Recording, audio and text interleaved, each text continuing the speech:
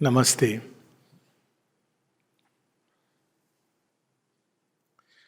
आज Savitri book 4 canto 4 the quest, इसकी हम लोग समरी देखेंगे। ये बहुत ही इंटरेस्टिंग मोड पे सावित्री की कहानी श्री अरविंद ले आए हैं, खासकर इसलिए क्योंकि सावित्री जगन माता का अवतार है। ये हम सब जानते हैं, हाउ शी इज बॉर्न। वो एक नई चेतना को लेकर प्रकट हुई हैं। तो एक प्रश्न उठता है कि सावित्री को फिर किसकी जरूरत है इस कार्य के लिए, क्योंकि पिछले कैंटो में हम लोगों ने देखा कि अश्वपति जो उनके ह्यूमन फादर हैं, वो ये उनको कहते हैं कि तुम जाओ बेटी पूरे संसार में और ढूंढो उसको जो तुम्हारे साथ इस यात्रा में तुम्हारा सहयोगी है और अंत तक चलेगा, टिल द बॉडी डेथ। तो इसमें श्री अरविंद एक चीज बड़ी स्पष्ट करते हैं कि वो केवल एक सिंबॉलिक लव की बात नहीं कर रहे हैं। इन ऑथर्स नोट में भी ये है, श्री अरविंद वर्ड यूज करते हैं कंजुगल लव। तो इसमें दोनों लेवल पर ये ऑपरेट करती है ये कहानी। एक तरफ ये कंजुगल लव है, और कंजुगल लव यानी it's not marriage in that sense, marriage जैसे हम समझते हैं, किंतु पुराने समय में जहाँ मैस्कुलाइन और फेमिनाइन एलिमेंट साथ आते थे। ये एक माता जी से किसी ने पूछा ये प्रश्न कि इसके पीछे रहस्य क्या है, जो अट्रैक्शन होता है मैन और वुमेन का। माँ कहती it is the relation, it is the secret is in पुरुष एंड प्रकृति। शिव पुराण में भी हम ये चीज़ देखते हैं, इसका जो एक्चुअल ट्रूथ है। और शिव पुराण में भी यही होता है कि वो एक शिव जी के बड़े भक्त हैं, बहुत हजारों वर्ष तपस्या करके आते हैं, तो देखते हैं कि तब तक शिव जी ने विवाह कर लिया है। तो उनको ये समझ नहीं आता है कि ये कैसे संभव है। तो शिव जी उनको पूरा सती रहस्य बताते हैं, इट्स नोन एज दैट। और श्री अरविंद इसको इंडिकेट भी करते हैं अपनी लेटर राइटिंग्स में कि इसके पीछे एक ट्रूथ है। और हम ये कहानियों में भी देखते हैं, कई रियल स्टोरीज में ग्रेट बीइंग्स की। लेकिन यहाँ पर हमको, अब हम जैसे समझते हैं स्त्री पुरुष के रिलेशन को, जेंडर को लाके उसके साथ में टू हैव अ चाइल्ड, ये चीज़ें हमको हटा के देखनी, तब हमको इसका रहस्य समझ आएगा। It is not about progeny. Progeny तो नेचर इस सत्य को अपने लोअर पर्पस के लिए यूज़ कर रही है। उसने कहा कि ठीक है बहुत अच्छी बात है, लेकिन ह्यूमन बींग्स को भी उलझाए रखो। तो वो क्या करती है, वो एक प्रोजेनी के लिए इस ट्रूथ को डाइवर्ट कर देती है, इस अट्रैक्शन को लोअर चैनल्स में ले आती है। लेकिन इसका ट्रूथ ये नहीं है, ट्रूथ कुछ और है। और हम देखते हैं ये जेंडर न्यूट्रल है। एक बड़ी इंटरेस्टिंग स्टोरी, निज़ामुद्दीन और अमीर खुसरो, अगर आप देखें जाएं, बहुत पुराने सूफिज्म के वो सेंट हैं। और जब अमीर खुसरो एक बार चले जाते हैं तो निज़ामुद्दीन एक्चुअली, उनको एक डिप्रेशन आ जाता है कई समय तक, काफ़ी समय तक। और स्टोरी है कि जब अमीर खुसरो आते हैं और वो पूरा अपना एक्सप्लेन करते हैं, उनका जो रिलेशन है वो actually it is like a lover and beloved, लेकिन वो एक हायर सेंस में है जिसको कई लोग समझ नहीं पाते हैं। सेम चीज़ हम देखते हैं कि स्वामी विवेकानंद और श्री रामकृष्ण परमहंस का। जब श्री रामकृष्ण परमहंस अपने आप में अद्भुत है, वो चाहे तो 1000 विवेकानंद इकट्ठा खड़े कर दें। स्वामी विवेकानंद ने ये कहा है कि मेरी तुम लोग प्रशंसा कर रहे हो, इफ़ माई मास्टर वांट्स, वो मेरे जैसे हजारों को प्रकट कर सकते हैं। लेकिन जब पहली बार स्वामी विवेकानंद मिलने आते हैं, और उनके पहले और भी लोग आ चुके हैं श्री रामकृष्ण परमहंस से मिलने के लिए, जिनका अपना एक पास्ट है, बड़ा अद्भुत है। रखाल जो अपने आप में ही वॉज श्री कृष्ण का एक अंश था उनके अंदर। लेकिन जब स्वामी विवेकानंद आते हैं उस समय नरेंद्र, तो अचानक भाव विवल होकर श्री रामकृष्ण कहते हैं, नरेंद्र तू आ गया, मैं तेरी प्रतीक्षा कर रहा था। और उसके बाद जो उनका रिलेशन होता है नरेंद्र के साथ, वो सब कुछ अपना डाल देते हैं। यहाँ तक कि स्वामी विवेकानंद की एक बड़ी टचिंग स्टोरी है कि इंटेलेक्चुअल थे, तो उनको कभी कभी एक बार एक डाउट सा आता है श्री रामकृष्ण परमहंस के जाने के बाद कि क्या सच में ऐसा था। और श्री रामकृष्ण परमहंस उनके सामने प्रकट होते हैं और विलाप करते हैं, कहते हैं मैंने सब कुछ तुझे दे दिया, आई हैव बिकम ए बेगर, लेकिन तुझे अभी भी डाउट है। इस तरह का उनका संबंध है। और यही चीज हम देखते हैं कि जितने भी अवतार आते हैं, इनवेरिएबली आप देखेंगे कि एक मैस्कुलाइन एलिमेंट का प्रतिनिधित्व करता है, एक फेमिनाइन एलिमेंट का, क्योंकि अपने आप में तो वो सक्षम है। श्री कृष्ण के साथ एक मैस्कुलाइन एलिमेंट जो फेमिनाइन अर्जुन, जिनके बिना कुरुक्षेत्र असंभव है, द्रौपदी जिनके बिना कुरुक्षेत्र असंभव है, राधा जिनके बिना अल्टीमेट रियलाइजेशन असंभव है, मैनिफेस्टेशन ऑफ लव असंभव है। तो ये एलिमेंट्स क्या है? दोनों एक हैं जिनको माता जी ने बड़े सुंदर ढंग से बताया कि without him I exist not, without me he is unmanifest. तो masculine element is the realising power, जो हमें जिस भूमि पर है वहां से ऊपर उठाती ले जा सकती है, विच इज, अब हम देखते हैं अशुपति कौन है? Ashwapati is the realising power, वो from plane to the immortal heights. और फेमिनाइन एलिमेंट क्या होता है? The manifesting power. They both have to be yogins, मतलब दोनों ही योगिन, लेकिन एक होता है जो रियलाइज करता है प्राइमरीली, उस तरफ उसका टर्न होता है, और दूसरा होता है जो मैनिफेस्ट करता है। श्री अरविंद के एक बहुत प्रारंभिक पत्र में है, जब अमल किरण पूछते हैं उनसे कि क्या डिफरेंस है आपके और माता जी के एक्शन में, तो कहते हैं कि I act from the higher intellectual realms, और वो क्या करते हैं? ऊपर उठाते हैं चेतना को। और माँ, she act from the psychic emotional heart. आप देखेंगे कि ये दोनों जो डिफरेंस है, बहुत पुराने लेटर है, उसमें बड़े स्वीटली श्री अरविंद लिखते हैं एजी अपने आप, कई लोग उनको एजी के नाम से तब बोलते थे। AG, action of AG acts like this and Meera acts in this way from the heart, deeper heart. बाद में पूरी तरह हम देखते हैं कि श्री अरविंद वर्ल्ड इवेंट्स में तैयारी और माता जी उनको मैनिफेस्ट करना, ये उनका स्कोप था। तो एक तो इस क्वेस्ट में ये चीज है, क्योंकि नहीं तो बहुत अजीब लगता है, अद्भुत विचित्र लगता है कि वो जगन माता है। सत्यवान कौन है? Human soul in ignorance. लेकिन जब दोनों का मिलन होता है तो व्हाट सावित्री डज, पूरी तरह अपने आप को उनको समर्पित कर देती है। आप इसको देखिए, इज वेरी फैसिनेटिंग। वो बाद में आएगा, जब वहां पर आएगा तो हम लोग उसकी बात करेंगे।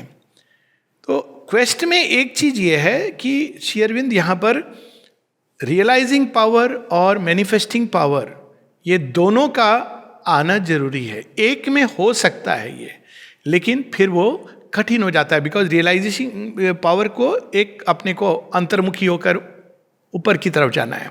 मैनिफेस्टिंग पावर वहीं से, उसी स्रोत से, स्रोत दोनों को टच करना है, बिना उसके ये संभव नहीं है। उसी स्रोत से उनको टर्न टूवर्ड द अर्थ। माता जी के कितने प्रेयर्स हैं, एक जगह बोलती है turn toward the earth, this the command that thou givest me। दोनों ही टच करते हैं उसी सोर्स को, लेकिन एक अपना स्टेशन वहां रख के पुल करता है, दूसरा एक्सप्रेस करता है। तो एक तो ये रहस्य है, और ये कैंटो के प्रारंभ में भी प्रकट होता है।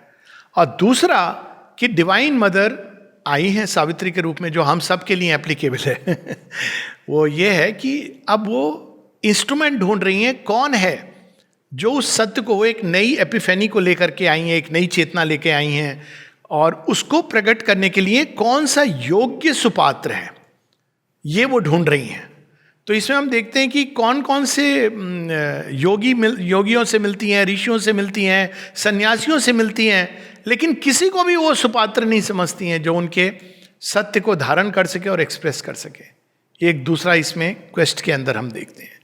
तो ये दोनों चीज़ें साथ साथ चलती है। लेकिन प्रारंभ में श्री अरविंद हमको एक और रहस्य बताते हैं कि हम जब जीवन की यात्रा में जाते हैं तो कई लोग हमसे जुड़ते हैं, और ये सब कौन होते हैं? World is a mirror. ये हमारे किसी एस्पेक्ट को प्रतिनिधित्व करते हैं, वो कोई ना कोई एस्पेक्ट है हमारा है जिससे वो जुड़ते हैं। और क्यों आते हैं? उनके साथ हमारा एक पास्ट संबंध होता है, भविष्य में जुड़ सकता है या नहीं जुड़ सकता है। तो ये सारा रहस्य कई जगह उन्होंने भाग्य के बारे में बताया, लेकिन यहाँ पर वो रिलेशनशिप के संबंध में बता रहे हैं। तो हम इसको थोड़ा सा पढ़ते हुए चलेंगे। Page 377, Savitri quest. अब ये यात्रा है, क्वेस्ट ढूंढ रही हैं। किसको ढूंढ रही हैं? कौन है वो जो मेरे साथ अंत तक चलेगा? Who is ready? कौन सी सोल है? अगर हम इसको हम लोगों पे अप्लाई करें तो इट इज लाइक दिस। ये सावित्री सत्यवान की कहानी, हम सबकी कहानी है। एक सत्यवान हमारे अंदर है जो लिंक करना चाहता है हेवन और अर्थ को। ये मनुष्य की एक पेरिनियल एस्पिरेशन है, लेकिन उसको अब तक इसका समाधान नहीं मिला था। हमें कहा गया था या तो तुम धरती के हो सकते हो या भगवान के हो सकते हो। तो ह्यूमन कॉन्शियसनेस हमेशा डिवाइडेड रही। So as she is going quest, traveler to a prefigured high event, She seemed to her remembering witness soul to trace again a journey often made. कई जन्मों में जब डिवाइन आते हैं तो गैदर करते हैं उन सबको जो उनके साथ जन्म जन्मांतर साथ चले. माता जी ने एक जगह कहा है, जब माँ से कहा, माँ we have all met in previous lives, माँ कहती yes, you do not remember it but I know it. और कुछ लोगों को तो उन्होंने स्पष्ट रूप से इसका संकेत भी दिया. ए guidance turn the dumb revolving wheels. अब यहां देखिए श्री अरविंद, ये अद्भुत काव्यात्मक सिंबल है. कौन से व्हील्स हैं? वो चैरियट के, लेकिन ये व्हील्स भाग्य के भी चक्र है. तो dumb revolving wheels and in the eager body of their speed, the dim, masked, hooded godheads rode who move, assigned to man immutably from his birth, receivers of the inner and outer law, at once the agents of his spirit's will, and witnesses and executors of his fate. धरती पर आने के पहले soul ने decide किया है कि मैं संचित कर्मों में से इस पार्ट को इस लाइफ में करना वर्कआउट करना चाहती हूँ. ये मेरे अनफिनिश्ड एस्पेक्ट्स हैं. ठीक है, तो साथ में उसके असाइन कर दिया जाता है, जैसे मॉनिटर्स होते हैं या कहीं कहीं होता है ना कि कॉलेज में कि ये आदमी अब इन लोगों को लेके चलेगा, तो इस ग्रुप के कैटेगरी के. तो वो आपको बचपन से, और माँ बताती है वो कैसे काम करते हैं. Many time by opposing you. माँ कहती है मेरे अपने जीवन में जन्म से ये 4 असुर जिनको वो कन्वर्ट करने आई थी वो उनके साथ लगे हुए थे. She says from my childhood, and there is a reason, वो कहती there is a reason why they kept coming near me. क्योंकि वो तो आई थी उनको कन्वर्ट करने के लिए, लेकिन अगर बाहर से कोई देखेगा तो कैसे समझेगा. तो उसमें 2 का तो उन्होंने नाम ही बताया. एक तो उनका टीचर भी बना जो अंधकार का रहस्य त्यों. तो ये सारे उनके another whom she married, तो ये उनके साथ जन्म से लगे हुए थे क्योंकि ये काम था उनका, उनको कन्वर्ट करना. इनएक्सोरेबली फेथफुल टू देयर टास्क. आप रो कल्पो, उनको ये काम दिया गया है, वो आपको चैलेंज करेंगे. A signer of the ordeal and the path, he dug the abyss more deep that all must cross. आपको वो विक्ट्री आपके जीवन में, तो वो आप उसको लगेगा कि हाँ आई हैव नाउ क्रॉस. तो कहेंगे नहीं नहीं नहीं वेट वेट वेट कितना तुमने हाई, ये कितना हाई जंप में क्रॉस किया है? 4 फीट. नहीं नहीं नहीं, तुम्हें तो 6 फीट क्रॉस करना है. किसी ने बड़े सुंदर ढंग से एक जगह आश्रम के पुराने साधक ने बड़ी अच्छी बात कही थी. कहते हैं कि इस योग में कैसे होता है. कहते हैं आप जैसे आपने यही हाई फीट का आपने इतना जंप किया, तो वो ये नहीं भगवान करते हैं कि हाँ very good now you rest. वो थोड़ा और बढ़ा देते, कहते चल अभी कूद. आपको रेस्ट करने का टाइम नहीं है. रेस्ट किया तो आप कूद गए, अब बड़े खुश हुए, अरे वाह. वो थोड़ा और बढ़ा देंगे आपका बार. तो असाइनर inexorably faithful to their task, they hold his nature's sequence in their guard, carrying the unbroken thread old lives have spun.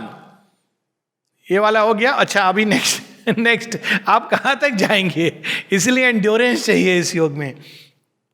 Attendants on his destinies measured walk. Why measured? क्योंकि हमारे बहुत सारे कर्म होते हैं, एक लाइफ में हम सारे नहीं ले सकते हैं.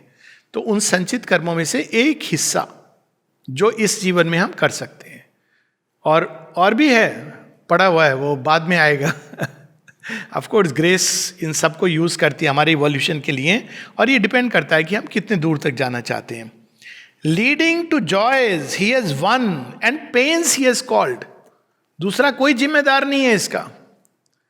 इसीलिए हम आज जो कर रहे हैं वो बीज हैं जो कल हमारे लिए वृक्ष बनकर आएंगे. तो जब श्री कृष्ण ये कहते हैं अनित्यम असुखम लोकम भजस्व माम, तो क्या कह रहे हैं? हाँ संसार में ये है, प्रॉब्लम्स हैं, बहुत सारी चीज़ें हैं. तुम या तो प्रॉब्लम्स में ये खराब है वो खराब है, मैं ही खराब हुई, इसमें मत लगो. भजस्व माम, मेरा नाम लो, तो कम से कम तुम आज जो बीज दे रहे हो कल वो वृक्ष बनकर तुम्हारे सामने प्रकट होगा. Even in his casual steps they intervene. Nothing we think or do is void or vain. Each is an energy loosed and holds its course. तो ये नहीं कि हमको लगता है अरे कैजुअल गलती हो गई, कहते गलती नहीं हुई है, ये जानबूझ के हाँ हाँ, किसने ये कहा था ऐसे होने? तुम्हारी सोल नहीं चूज किया था। अच्छा हमने चूज किया था। Inexorably faithful to that task, even in casual steps. आपको पता भी नहीं चला कि ये कैसे हुआ, लेकिन ये सबसे गूढ़ रहस्य है जीवन का। Each is an energy loosed and holds its course. The shadowy keepers of a deathless past have made our fate the child of our own acts, and from the furrows labored by our will, we reap the fruit of our forgotten deeds.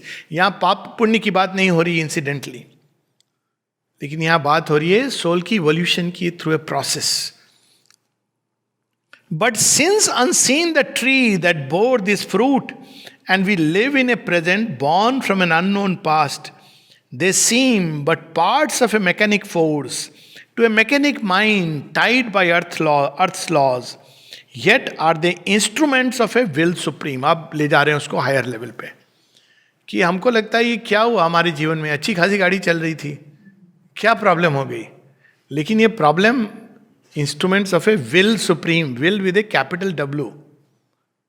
यहां पर will supreme, watched by a still all-seeing eye above, a prescient architect of fate and chance who builds our lives on a foreseen design, the meaning, knows and consequence of each step, and watches the inferior stumbling power. जो कर रही हैं वास्तव में वही हैं, ऊपर रस्सी उनके हाथ में है.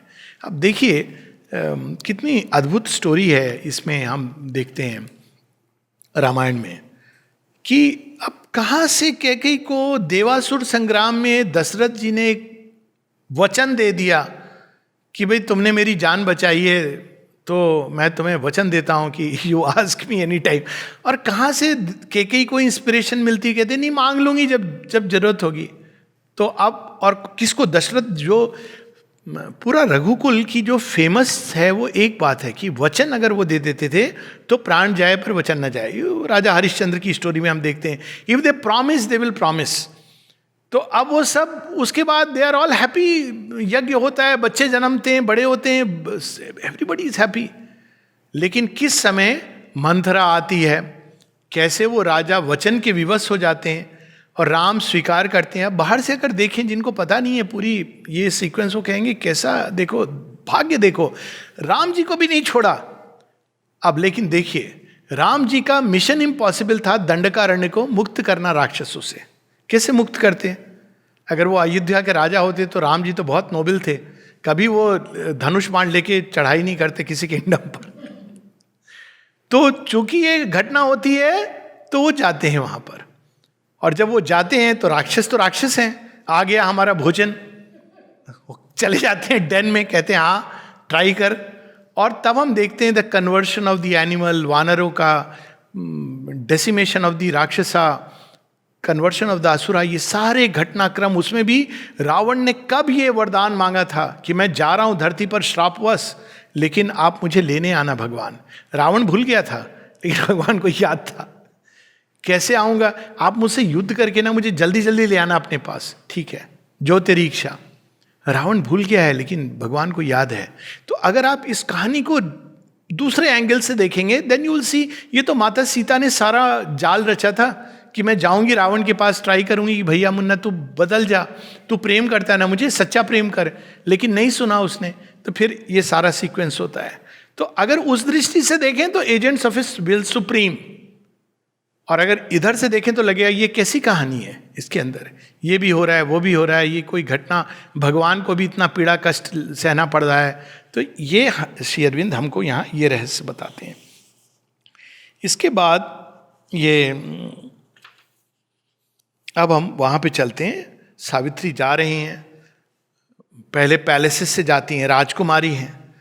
तो जनरली लोग क्या समझते हैं कि राजकुमारी तो राजकुमारी चुनना चाहिए बाहर से, लेकिन पुराने समय में जो स्वयंवर की प्रथा थी, ये स्वयंवर की प्रथा है, देखिए ये भी है हमारे यहाँ. और स्वयंवर कौन चुनता था? नारी चुनती थी. क्यों? नारी के अंदर एक इंट्यूटिव हार्ट है. अगर आप पुरुष को स्वयंवर बोलोगे तो वो सीधा मैं प्रिंस हूँ, लेट मी फाइंड ए प्रिंसेस. पर नारी के अंदर एक इंट्यूटिव हार्ट है जो ये विजडम जो देखती है और जानती है। तो जो स्त्री होती थी स्वयंवर होता था, लेकिन नॉर्मली उसमें प्रिंस प्रिंसेस को बुलाया जाता था। वीर भी आते थे, अलग अलग योद्धा भी आते थे, लेकिन यहाँ पर सावित्री जा रही हैं ढूंढने के लिए कौन उनका फिट है जो उनके साथ चल सके इस काम में। अब यहाँ श्री अरविंद बहुत सुंदर ढंग से बताते हैं कि ओल्ड मॉडल के जितने भी हम योग साधना पद्धति उसमें रियलाइजेशन, वो यहाँ पे काम नहीं आते हैं इस योग में। अक्सर लोग ये मिक्स करने की कोशिश करते हैं और सोचते हैं वो इतना बड़ा सन्यासी है, वो इतना बड़ा उसने ये एक्सपीरियंस किया है, वो इट डजंट वर्क हियर। ये बिल्कुल एक नई चीज़ है। यहाँ सत्यवान की जरूरत है। जंगल में लकड़हारा है। माता जी ये कन्वर्सेशन में एक जगह कहती हैं कि एक है जो सन्यासी है, ऑस्टेरिटीज 4 ऑस्टेरिटीज है ना, उसमें वो बताती हैं, कहती है ऑस्टेरिटी से जनरली हम समझते हैं मॉर्टिफिकेशन, खुद को पीड़ा देना, कष्ट देना। कहती वो ऑस्टेरिटी नहीं है। जो रियल तपस है वो है शुद्ध करना और किसी भी ऊर्जा को अपने चरम उत्कर्ष पे ले जाना। It is much more difficult than शरीर को पीड़ा देना, कष्ट देना। मैं एक टाइम खाऊंगा, मैं ये कपड़ा नहीं पहनूंगा, वहां नहीं जाऊंगा, इससे नहीं मिलूंगा। ये योग नहीं है। योग है मैं मिलूंगा लेकिन सबके साथ पूरे रिफाइनमेंट के साथ मिलूंगा। आप देखिए, प्रयास कीजिए, ऐसे लोग मिलेंगे जो आपको विवश करने के उस पर होंगे कि क्रोध है, मत करिए क्रोध, मुस्कुराइए, आप एनर्जीज को रिफाइन करिए। फार मोर डिफिकल्ट देन मैं किसी को नहीं मिलूंगा। फार मोर डिफिकल्ट आप भोजन करेंगे लेकिन समुचित करेंगे जहां भी जाएंगे। ये नहीं कि आज से मैं केवल ये दाल चावल खाऊंगा, that is far more difficult. तो यहां पर सत्यवान के अंदर क्या खूबी है तो हम लोग नेक्स्ट बुक में देखेंगे। लेकिन यहां पर कौन से लोग हैं जिनसे वो मिलती हैं और अच्छे लोग हैं। आप देखिए, कई बार श्री अरविंद से किसी ने पूछा था कि कितना अच्छा होता अगर, तो पहले कन्वर्सेशन में माँ बताती हैं, कहती है एसेटिक्स वो इस योग के लिए उपयुक्त नहीं है। कहती है आई प्रेफर दूसरे तरह के लोग, चाहे वो इंडल्जेंट भी हैं लेकिन वो इस योग में काम आ सकते हैं, वो चेंज हो सकते हैं, क्योंकि वो बेचारे, ठीक है अच्छी बात है हम बदल जाएंगे, तैयार हैं, लेकिन एसेटिक्स और इस तरह के जो रियलाइज्ड लोग होते हैं उनके अंदर एक हार्डनिंग होती है। श्री अरविंद इसको पॉइंट करते हैं, जब किसी ने कोई कहता है कि आपके योग में आपकी अजीब किस्मत है कि हम जैसे लोग मिल गए आपको, कितना अच्छा होता अगर विवेकानंद जैसे लोग होते। तो श्री अरविंद कहते हैं as to disciples I agree, हाँ ठीक है मिले हैं। फिर कहते हैं किस्मत किस्मत, फिर आगे कहते हैं, मतलब इट इज ह्यूमर, हाँ टच। फिर वो कहते हैं लेकिन जो तुमने दूसरी बात कही कि विवेकानंद जैसे लोग यदि मिल जाते, तो पहले तो ये बहुत डाउटफुल है कि वो तैयार होते इस योग के लिए आने के लिए। क्यों? उनको वो रिनाउंस करना पड़ता, वो रिनाउंसिएशन जो ज़्यादा कठिन है।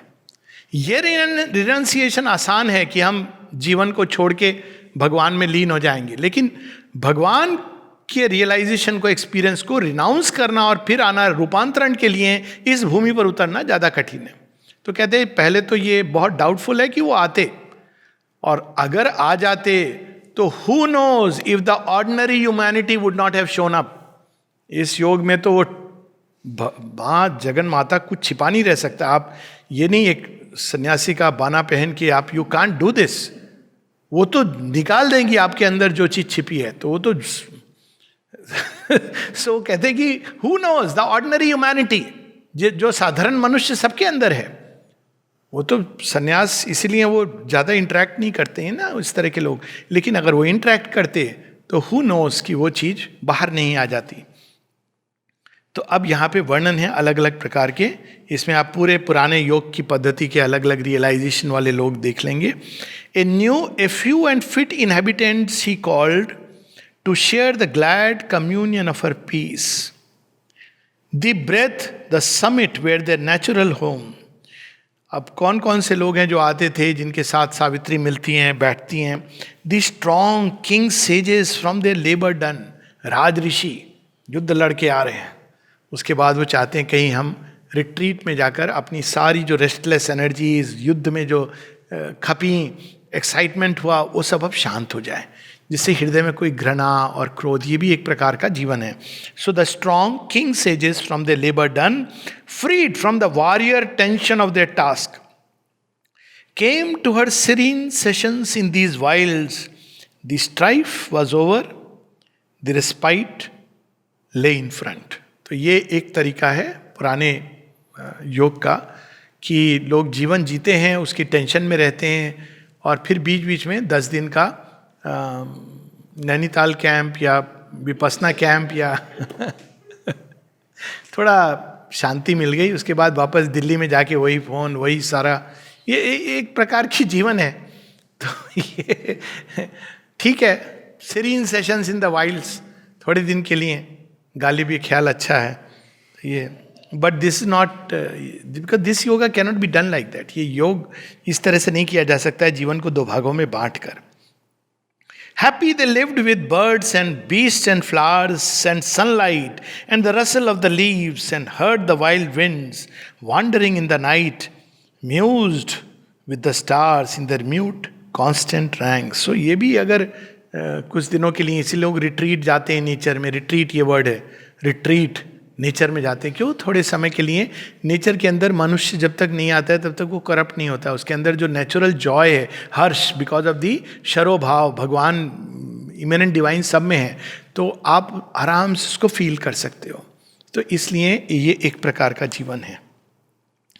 Some deeper plunged from life's external clasp, beckoned into a fiery privacy in the soul's unprofaned, star-white recess.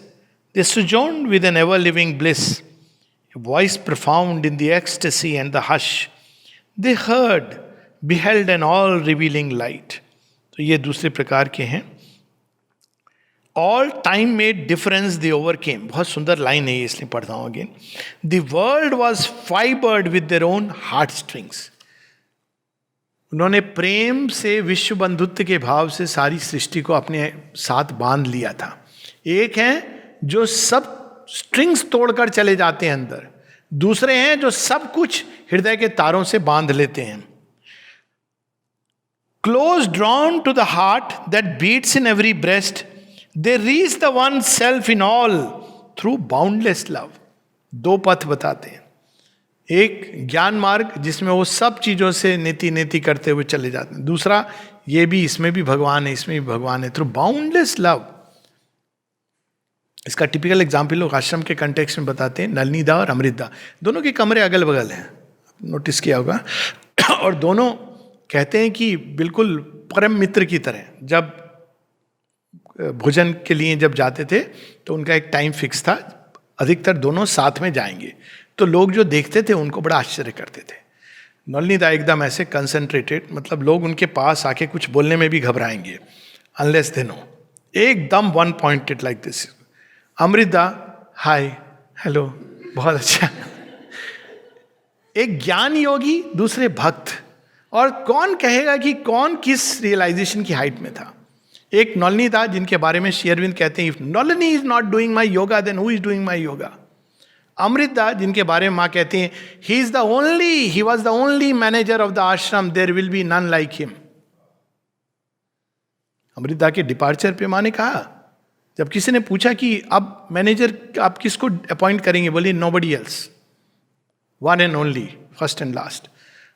जो 13 साल की उम्र, उससे भी छोटे में, जिन्होंने रिकॉग्नाइज कर लिया था कि अवतार हैं, जो श्री अरविंद के साथ आए, they could not, but he recognised कि ही इज द अवतार.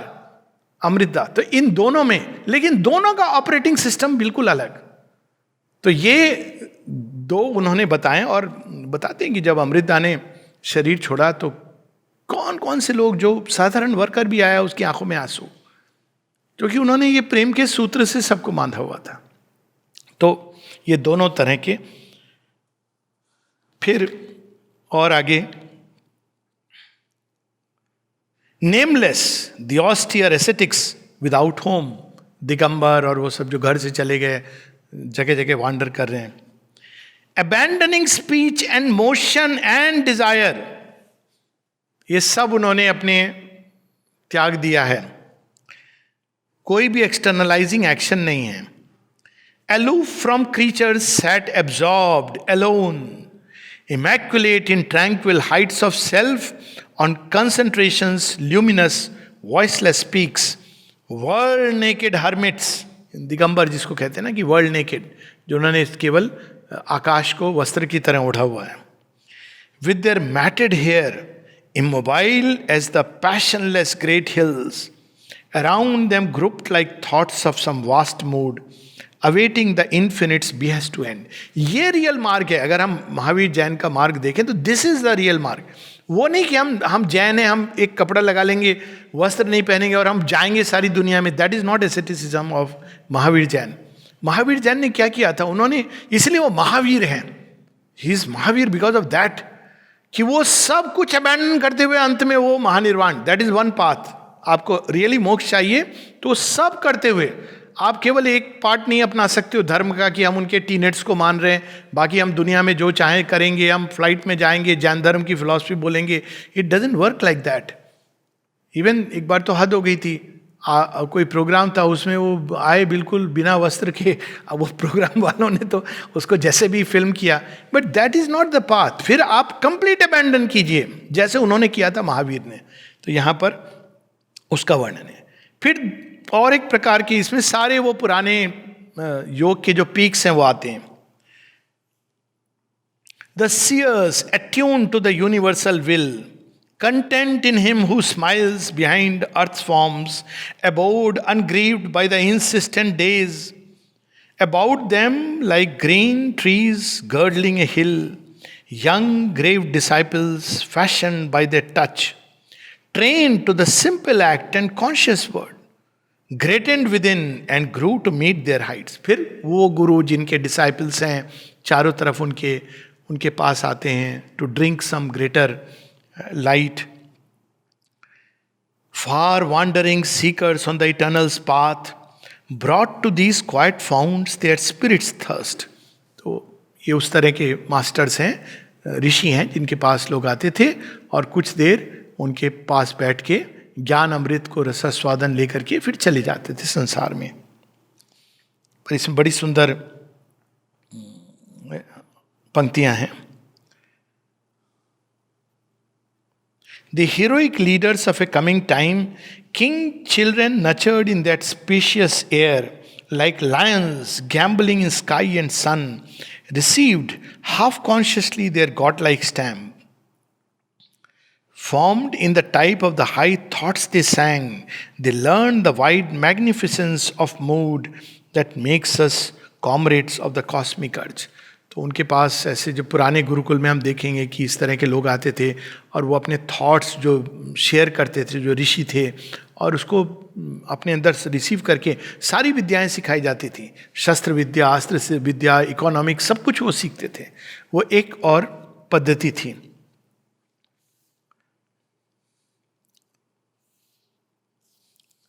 These sages breathed for God's delight in things, assisting the slow entries of the gods, sowing in young minds immortal thoughts they lived, taught the great truth to which man's race must rise, or opened the gates of freedom to a few. तो ये ऋषि मुनि ऐसे थे जिनके पास जब लोग आते थे तो वो उनके अंदर बीज के रूप में वो थॉट्स डाल देते थे, जो कालांतर में वृक्ष बनकर और उसके अंदर से ब्लूम्स निकलेंगे, फ्रूट्स और फ्लावर्स निकलेंगे. इस तरह के वो ऋषि थे. लेकिन किसी किसी को जो फिट होता था उसको वो योग्य पात्र को मोक्ष का मार्ग भी दिखा देते थे. Freedom, path of freedom, freedom from ignorance. Imparting to our struggling world the light, they breathe like spirits from time's dull yoke released, comrades and vessels of the cosmic force, using a natural mastery like the suns.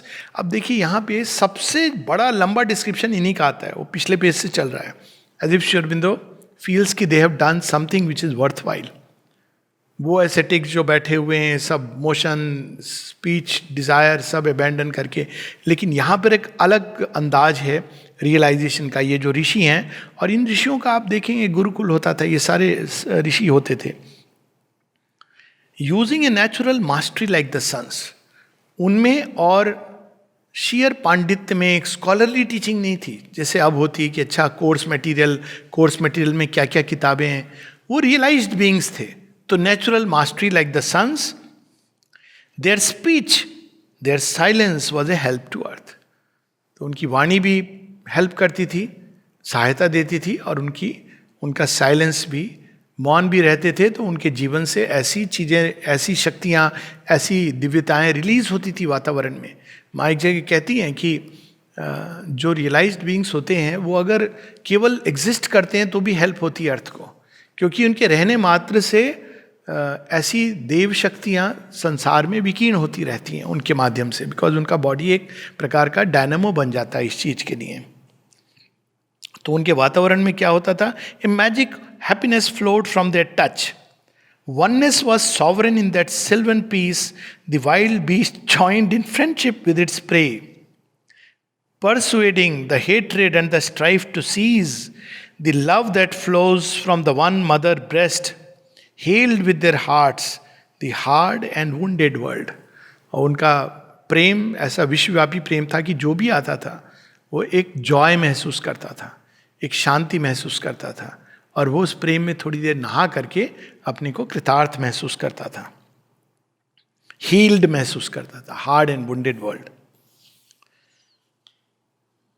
Intuitive knowledge leaping into speech seized, vibrant, kindling with the inspired word, hearing the subtle voice that clothes the heavens, carrying the splendor that has lit the suns, they sang infinity's names and deathless powers in meters that reflect the moving worlds. तो उसमें भक्तगण भी हैं जो receive करते हैं, poetry में express करते हैं. कई बार लोग ये सोचते हैं पोइट्री लिखने का क्या फ़ायदा. एक बार किसी ने पूछा कि अच्छा आपके आश्रम में सुना है बहुत लोग पोइट्री लिखते हैं, तो पोइट्री लिखने से स्पिरिचुअल लाइफ को क्या फ़ायदा होगा. मैंने कहा बहुत फ़ायदा होगा. तो फिर बोले कैसे. मैंने कहा पोइट्री क्या है, पोइट्री स्पंदन है. तो ये एक वो ग्रुप था जो विश्वास करता था नाद योग में. तो मैंने कहा नाद क्या है, स्पंदन है. तो मैंने कहा अगर आप उस स्पंदन को काव्य के माध्यम से अभिव्यक्त कर देते हो तो देखिए आपको गुरु के पास जाके इनिशिएशन की जरूरत नहीं है. बोले ऐसा कैसे हो सकता है. मैंने कहा देखिए वो स्पंदन अभिव्यक्त है. जब आप उस स्पंदन को रिसीव करोगे तो आप तो उस टच को रिसीव कर रहे हो जो अदरवाइज आपको मेडिटेशन में जाके मिलती थी. तो आप अभिव्यक्त कर रहे हो एक हायर ट्रुथ को, एक हायर वाइब्रेशन को. बोले हाँ ऐसे तो है. I said that is why encourage. Poetry कोई आइडलर चीज़ नहीं है. कई बार हम लोग सोचते हैं पोइट्री भी कोई काम है, बहुत बड़ा काम है. ये उस स्पंदनों को अपने अंदर धारण करना, इट इज़ नॉट ईजी. आप देखिए जब श्री अरविंद कैसे निरुद्धा, अमलदा, आर्जव ये लोग पोइट्री लिख के जब श्री अरविंद के पास जाते थे कई सारे, और कैसे श्री अरविंद पेनस्टेकिंगली करेक्ट करते थे एक एक चीज़ को. क्यों करते थे? क्योंकि वो एक तो वो असेंशन का माध्यम है, वो तो एक पार्ट है. पोइट्री एक सब्लिमेट करती है हमारे इमोशंस को एक ऊंचाई की तरफ. वही चीज़ें जो क्रूड हैं पोइट्री के माध्यम से वो रिफाइन हो जाती हैं. लेकिन साथ में आप उस ऊपर जो सत्य है उसको आप अभिव्यक्त करते हो. जितनी भी स्पिरिचुअल पोइट्री है, ये भी फिर मैंने उनसे पूछा. मैंने कहा देखिए कबीरदास जी ने भी पोइट्री के रूप में बताया, मीराबाई ने भी पोइट्री लिखी, तुलसीदास जी ने भी पोइट्री लिखी, गीता भी पोइट्री, उपनिषद भी पोइट्री है. तो पोइट्री में कुछ तो है कि सबने पोइट्री के माध्यम से भी व्यक्त किया. ये इंग्लिश में है तो आप क्यों परेशान हो रहे हो. बात तो वही है. It is poetry which has through which ये जितने भी बीइंग्स हैं उन्होंने पोइट्री के माध्यम से, जो ग्रेट बीइंग्स हैं, मास्टर्स हैं, गुरु नानक देव, आप देखो जितने भी शब्द हैं दे आर ऑल पोइट्री. अब इस समय मैं पोइट्री के विस्तार में नहीं जा रहा हूं because that is a different subject all together. लेकिन दे सैंग, वो सैंग, तो उसके द्वारा वो उन स्पंदनों को संसार में प्रवाहित करते थे. अब लास्ट में आता है some lost to the person and his trip of thought in a motionless ocean of impersonal power, sat mighty, visioned with the infinite's light. Or comrades of the everlasting will, surveyed the plan of past and future time. Some winged like birds out of the cosmic sea and vanished into a bright and featureless vast. तो ये सब वो देखती हैं कि कुछ फिर अंत में त्याग करके वो bird into the sea. Remember Kabirdas ji क्या लिखते हैं अपनी वाणी में, हंसा चला गया उड़ के अपने देश, मटकी फूट गई पानी बह गया. तो ये भी एक पथ है सारा. And vanished into a bright and featureless vast, some silent watch the universal dance or help the world by world indifference. How do they help the world by world indifference? तो ये बड़ी इंटरेस्टिंग, फिजिक्स में तो बहुत आसानी से इसको समझा जा सकता है। आप देखिए, वर्ल्ड एक कॉस्मिक प्ले है जिसके अंदर हर एक चीज का अपना स्थान है। तो एक व्यक्ति जब उसमें से विड्रॉ कर जाता है, कहाँ विड्रॉ कर रहा है? हाइट्स में। तो अब क्या हुआ? एक वैक्यूम है, तो वो जो सारी सृष्टि है वो सक होने लगती है उस तरफ। ये भी कुछ कहानियों में आप देखेंगे, जब अगस्त ऋषि पूरे समुद्र को पी जाते हैं, तो समुद्र को पीने का अर्थ क्या है? वो उस अवस्था में चले जाना जहां पूरी वर्ल्ड फोर्सेस को आप अपने अंदर आत्मसात कर रहे हो। तो एक भी व्यक्ति जब इस तरह से होता है तो पूरी सृष्टि के ऊपर उसका प्रभाव पड़ता है। 1% coming out of the chain. ये नहीं कि that is the best path, लेकिन that is how it helps. कम से कम वो सृष्टि के अंदर एक ऊपर जाने की अर्ज प्रकट कर देता है। इसीलिए जब हम इस तरह की कविताएं या पोइट्री पढ़ते हैं, कबीरदास जी की या गुरु नानक की, तो ये आपके मन में भाव आता है कि रियली ये लाइफ क्या है, जंजाल, लेट्स गो देयर, चल खुसरो घर आपने अब रहना भाई विदेश। बिकॉज वो व्यक्ति उस दिशा में जा रहा है, तो वो पुल एग्जर्ट करता है पूरी सृष्टि के ऊपर। तो उसका अपना एक औचित्य है। बिकॉज अगर हम इसमें इंडल्ज करते रहेंगे तो हम रूपांतरण की बात नहीं कर सकते हैं। लेकिन श्री अरविंद के योग में दैट इज नॉट इनफ। पहले हमको संसार जैसा है उससे अपने आप को अलग करना है, उसमें रहते हुए वैसे इंडल्ज करते हुए रूपांतरण संभव नहीं है। लेकिन हमको फिर एक नई शक्ति को लेके रीओरिएंट करना है, संसार को एक नए ढंग से जीना है, पुराने ढंग से नहीं। तो ये क्या कैसे हेल्प करते हैं? वो पुराने ढंग से आपको डिसलोकेट कर देते हैं, डिटैच कर देते हैं। कितनी सारी ऐसी, अब तो मैं खैर याद नहीं, अब मीराबाई कहती, मीराबाई के पद हैं, उसमें भी है इस तरह की अदरवर्ल्डीनेस। जो मैं ऐसो जानती प्रीत किए दुख होए, नगर ढिंडोरा पीटती प्रीत ना कीजिए कोई, ये दुनिया कांटों की बाड़ी। तो ये सारे जो पद हैं, हमको वो एक इस संसार में जैसा है कांटों से भरा हुआ, तो उस समय जब आप पढ़ते हैं तो आपको याद आते हैं, हाँ कांटे तो मुझे भी चुभे थे, ये संसार का ये तरीका है, यहाँ कांटे हैं। तो ये लगता है ना कुछ देर के लिए, लेकिन फिर ये अदरवर्ल्डीनेस सॉल्यूशन नहीं है इसका। लेकिन एक इससे विरक्त होना, इससे वैराग्य होना, डिटैच होना, इसका अपना एक औचित्य है। श्री अरविंद के योग में इसकी बात नहीं की जाती, क्योंकि श्री अरविंद कहते हैं कि we have to return back and transform earthly life. और वैराग्य यहाँ इसलिए नहीं होता है कि ये संसार खराब है या वैसा है। यहाँ जो वैराग्य है, श्री अरविंद कहते हैं इट इज ए ल्यूमिनस सात्विक वैराग्य। ये वो नहीं है जैसा होना चाहिए, इसलिए हम संसार में एक नई चीज को प्रकट करना चाह रहे हैं। लेकिन फिर भी एक साधारण कंडीशन में एकदम इंडल्जेंट आदमी है, तो उसके लिए ये जानना भी जरूरी है, नित्यम असुखम लोकम भजस्व माम। Some vast no more, merged in a lonely self, absorbed in the trance from which no soul returns. All the occult world lines forever closed. जो कुछ लाइंस फोर्सेस हमको टाई करके रखती हैं, कुछ ऐसे थे जिन्होंने उन सबको बंद कर दिया था। The chains of birth and person cast away, some uncompanioned reach the ineffable.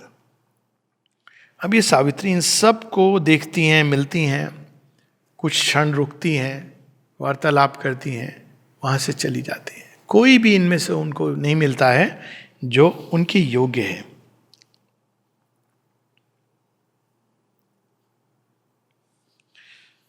ये लास्ट वाला पार्ट हम लोग यहाँ पढ़ेंगे।